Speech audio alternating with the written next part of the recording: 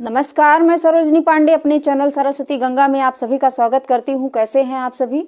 आशा करती हूँ अच्छे होंगे और मेहनत से पढ़ रहे होंगे।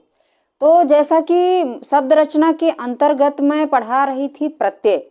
प्रत्यय में मैंने उसके भेद बता दिए हैं। प्रत्यय के दो भेद होते हैं, पहला है कृत प्रत्यय और दूसरा है तद्धित प्रत्यय।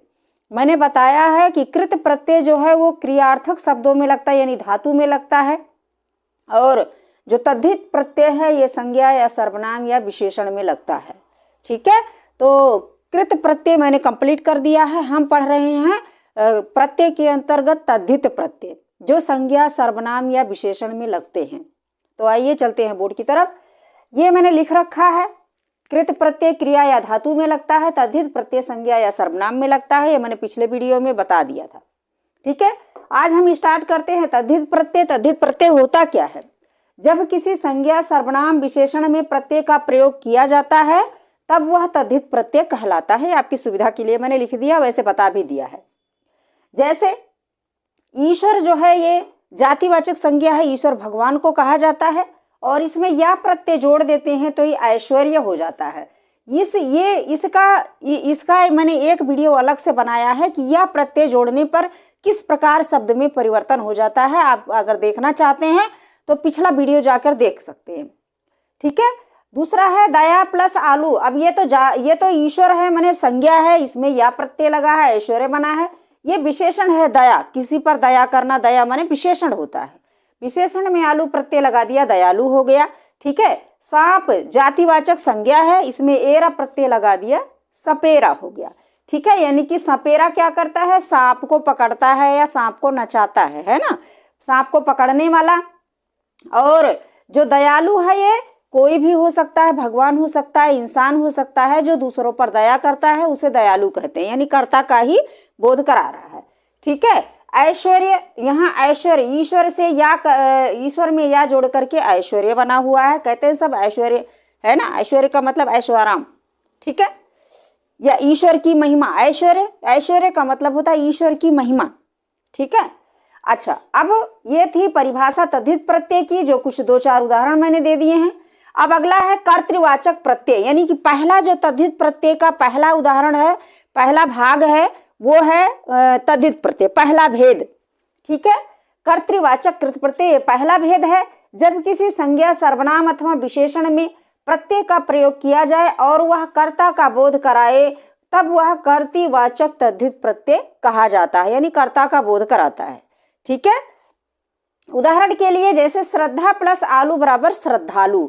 श्रद्धालु किसको कहते हैं? जो भगवान के प्रति, माता के प्रति या दुनिया के प्रति श्रद्धा रखता है, भगवान भगवती के प्रति, ठीक है, देवी देवताओं के प्रति, उसे श्रद्धालु कहा जाता है।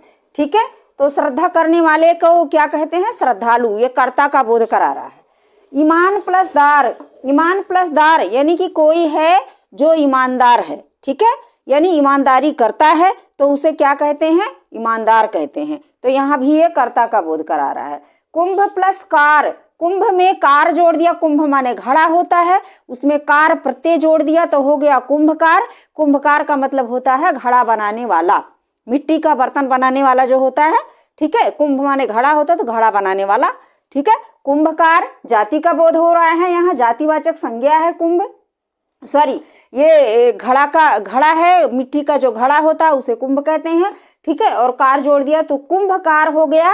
ये जो है किसी कर्ता का बोध करा रहा है, जो मिट्टी का बर्तन बनाता है उसे कुंभकार कहा जाता है। ठीक है, अब है खजाना प्लस ची। खजाना जो है ये संज्ञा है, इसमें ची प्रत्यय जोड़ दिया, ये हो गया खजांची, यानी कि जो खजाना को की देखभाल करता, लेखा जोखा करता है बैंक में अकाउंट का, ठीक है ना, वो खजांची होता है, पैसे का देखभाल करने वाला या उसका लेखा जोखा रखने वाला, वो होता है खजांची। ठीक है, तो इसमें ची प्रत्यय जोड़ दिया तो ये खजांची हो गया, ये भी कर्ता का बोध करा रहा है ची प्रत्यय जुड़ करके। जहर ये विशेषण है, इसमें ईला प्रत्यय जोड़ दिया तो ये हो गया जहरीला। ठीक है, तो ये जहरीला क्या हो गया? ईला क्या है? तद्धित प्रत्यय है, क्योंकि ये जहर यानी कि एक जातिवाचक संज्ञा है। जहर जो है ये जातिवाचक संज्ञा है। ठीक है ना, कि एक ऐसी चीज होती है, वस्तु होती है जो जहर होती है। ठीक है, इसमें ईला जोड़ दिया तो ये जहरीला हो गया। ईला प्रत्यय क्या है? तद्धित प्रत्यय है। और किसका बोध करा रहा है?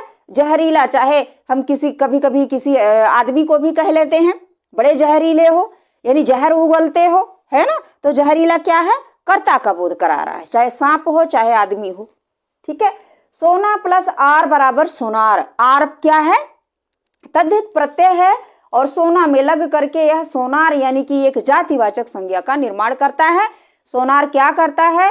सोने की चीजें बनाता है, चांदी की चीजें बनाता है, तो उसे सोनार कहते हैं। सोनार से कर्ता का बोध होता है। तो इस प्रकार हमने देखा कि बहुत सारे आलू, दार, कार, ये ची, ईला, आर, ये सभी जुड़ करके कर्तृवाचक संज्ञा बने हैं, कर्ता का बोध करा रहे हैं। ठीक है। कर्तृवाचक संज्ञा बन करके कर्ता का बोध करा रहे हैं। इस प्रकार से जो ये प्रत्यय लगे हुए हैं, आलू, दार, कार, ये सभी ये क्या हैं? कर्तृवाचक कृत प्रत्यय हैं। अब बहुत सारे शब्द हैं, मैं यहाँ क्या क्या लिखती, जो मेरे समझ में आया कि अलग अलग प्रत्यय से युक्त शब्द मैंने यहाँ पे रख दिए हैं। अभी लिखने लग जाऊं पूरा बोर्ड भर जाएगा। बहुत सारे शब्द हैं जो कर्ता का बोध कराते हैं और तद्धित प्रत्यय लगे हुए होते हैं। ठीक है। चलिए अब अगला देख लेते हैं हम। तद्धित प्रत्यय का दूसरा भेद है भाववाचक तद्धित प्रत्यय। दूसरा भेद। ठीक है। जब किसी संज्ञा, सर्वनाम, विशेषण में प्रत्यय का प्रयोग किया जाए और वह भाव के अर्थ का बोध कराए, भाव के अर्थ का, इमोशन का, ठीक है, बोध कराए, तब उसे भाववाचक तद्धित प्रत्यय कहा जाता है। अब देखिए मैंने कुछ ऐसे लिख रखी हैं, 2-4 देख लीजिए। जैसे पुस्तक जो है ये जातिवाचक संज्ञा है, इसमें ईय प्रत्यय लगा दिया तो ये हो गया पुस्तकीय। पुस्तकीय का मतलब क्या होता है? पुस्तक से संबंधित। ठीक है। अब पुस्तकीय क्या है? भाववाचक संज्ञा है। ठीक है। तो ये इसमें कौन सा प्रत्यय लगा? ईय प्रत्यय लगा। प्रत्यय से कोई मतलब नहीं होता कौन सा प्रत्यय लगा है, लेकिन मतलब होता है कि वो लगता किस में है, क्रिया में या संज्ञा, सर्वनाम या विशेषण में। अगर क्रिया में लगेगा तो क्रिया धातु होगी कोई, तब वह कृत प्रत्यय कहलाएगा, अगर क्रिया के साथ जुड़ेगा। और यदि संज्ञा, सर्वनाम या विशेषण के साथ जुड़ेगा तब वह तद्धित प्रत्यय कहलाएगा। प्रत्यय किसी में कोई भी लग सकता है, पर मायने रखता है कि वो लगता किस में है। मूल शब्द क्या है?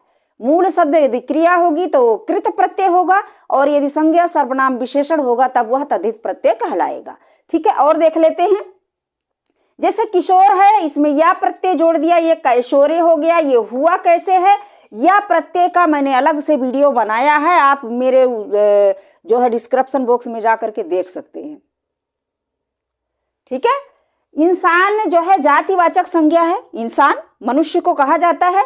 इसमें ये प्रत्यय जोड़ दिया तो ये हो गया इंसानियत। ठीक है। इंसानियत ये भाववाचक संज्ञा का निर्माण हो गया, करता है, भाववाचक संज्ञा बन गया। यहाँ पे भाव का बोध करा रहा है। इंसानियत कहते हैं कि अब इंसानियत रह ही नहीं गई यानी कि जो मानव जाति है, इनमें एक इंसान की जो भावना होनी चाहिए, दूसरे के प्रति लगाव, दूसरे की सेवा करना, दूसरे का भला करना, ये सब चीजें अब रह ही नहीं गई है। सब में स्वार्थ की भावना आ गई है, वो होती है इंसानियत। ठीक है। उसके बाद है किसान। किसान जो है ये जातिवाचक संज्ञा है, इसमें ई प्रत्यय लगा दिया, हो गया किसानी। तो ये ई प्रत्यय जो है ये क्या है? तद्धित प्रत्यय है। कैसा प्रत्यय कहलाएगा? भाववाचक तद्धित प्रत्यय, क्योंकि ये भाव का बोध करा रहा है, ये ई जो है प्रत्यय लग करके। ठीक है। उसके बाद अभी जब जैसे हमने सर्वनाम, संज्ञा, सर्वनाम, विशेषण पढ़ा है, तो यहाँ पर ये सर्वनाम है अपना, अपना। ठीक है। इसमें त्व प्रत्यय जोड़ दिया तो ये हो गया अपनत्व। अब ये त्व प्रत्यय क्या हो गया है? तद्धित प्रत्यय हो गया है, भाववाचक तद्धित प्रत्यय कहलाएगा। ठीक है। क्योंकि ये भाव का बोध करा रहा, अपनत्व की भावना, कहते हैं ना अपनत्व की भावना होती है, इनके अंदर अपनत्व की भावना है, इस प्रकार से। ठीक है। तो ये त्व क्या करवा रहा है? अपनत्व, भाव का बोध करवा रहा है। ठीक है। तो ये त्व जो है ये तद्धित प्रत्यय कहलाएगा, और जो इससे बना हुआ शब्द है ये भाववाचक तद्धित प्रत्यय से बना हुआ शब्द है, जो भाववाचक संज्ञा है। ठीक है। उसके बाद मानव में ता प्रत्यय। अब ता प्रत्यय भी मैंने यहाँ पे लगा दिया। बहुत सारे शब्द हैं, क्या क्या गिनाऊं? शत्रुता, मित्रता, है ना, मानवता, बहुत सारे शब्द हैं ता प्रत्यय से जुड़े हुए। पशुता, पशुत्व, बहुत सारे। तो थोड़ा बहुत मैंने यहाँ लिख दिया है। मानव में ता प्रत्यय जोड़ेंगे तो हो जाएगा मानवता। मानवता का मतलब क्या होता है? वही होता है जो इंसानियत का मतलब होता है, वही होता है मानवता का मतलब। तो ये तद्धित प्रत्यय के दो भेद थे, पहले कर्तृवाचक है पहला, दूसरा भाववाचक है। इसके परिभाषा, इसके उदाहरण ये मैंने आपको बता दिया है। अब अगले वीडियो में और जो इसके भेद हैं, 6 भेद मैंने बताए थे पिछले वीडियो में, 6 में से 2 मैंने यहाँ पढ़ा दिया है, 4 और बचे हैं जो मैं अगले वीडियो में पढ़ाऊंगी। चलिए पढ़ते रहिए, मेहनत करके पढ़िए, और अगर आपको समझ में आता है तो दूसरों के पास शेयर कीजिए। यदि नए देख रहे हैं तो चैनल को सब्सक्राइब कीजिए। मिलते हैं अगले वीडियो में, तब तक के लिए धन्यवाद।